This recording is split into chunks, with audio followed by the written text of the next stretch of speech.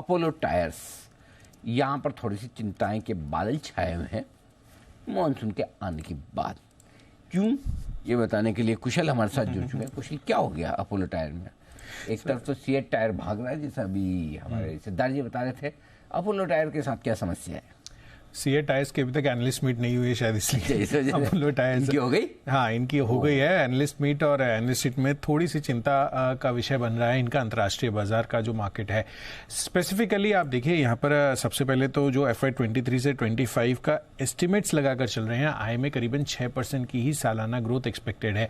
अब single digit में growth expected है। टॉप लाइन नंबर्स तो जाहिर सी बात है कि आगे जो बॉटम लाइन आएगी वो कहीं ना कहीं थोड़ी सी गिरावट का रुझान भी दिखा सकती है। अब ये डिपेंड करता है कि इनकी कॉस्ट स्ट्रक्चर कैसी रहती है। बट बहरहाल जो भारत में आय ग्रोथ है वो 10% के नीचे एक्सपेक्टेड है सिंगल डिजिट में, और साथ ही अंतर्राष्ट्रीय बाजारों में जो डिमांड है H1 FY24 यानी कि जो फर्स्ट हाफ है FY24 का, वहां पर स्थिर रहने का ही अनुमान है। मतलब मांग में बहुत ज्यादा रिकवरी आपको आती हुई नहीं दिखेगी, और इसी वजह से FY24 में ही पूरे के पूरे यूरोप से जो करीबन 30-35% इनके रेवेन्यू में कंट्रीब्यूट करता है, वहां पर आय फ्लैट रहने का आशंका लगाकर चल रहे हैं।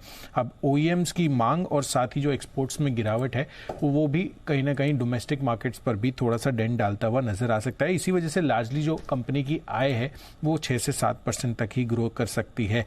अब मार्जिन्स के लिहाज से रबड़ की जो कीमतें वापस से बढ़ती हुई नजर आई है, वो एक थोड़ा सा इन लोग के लिए डिक्रीजिंग फैक्टर हो सकता है इन टर्म्स ऑफ जो कंपनी की मार्जिन से आगे आती हुई नजर आएगी। खासकर भारत में EBITDA मार्जिन 14 से 15% की उम्मीद लगाकर चल रहे हैं। साथ ही अंतर्राष्ट्रीय कारोबार में भी 16 से 17% की ही मार्जिन एक्सपेक्टेड है।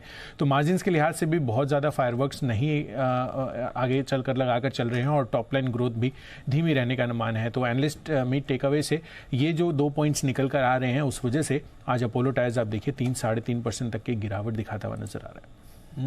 अपोलो टायर्स में आपको वीकनेस आती हुई दिख रही है। एक बार सिद्धार्थ जी से भी राय ली जाए। सिद्धार्थ जी, सीएट भाग रहा है, अपोलो टायर्स में प्रेशर आ रहा है, कमेंट्री इनकी बाजार को नहीं पसंद आ रही है, बट बाकी ऑटो स्टॉक्स, बाकी टायर स्टॉक्स में एक्शन है। कैसे देखना है सर इस डेवलपमेंट को? डेफिनेटली जब ग्लोबल बाजार में अगर इनकी मांग कम हो रही है तो डेफिनेटली स्टॉक अंडर प्रेशर रहेगा।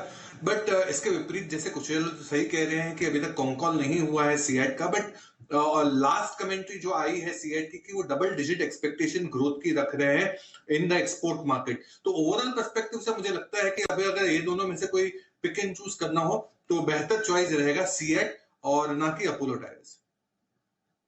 अपोलो टायर से ये मानना है सिद्धार्थ जी का।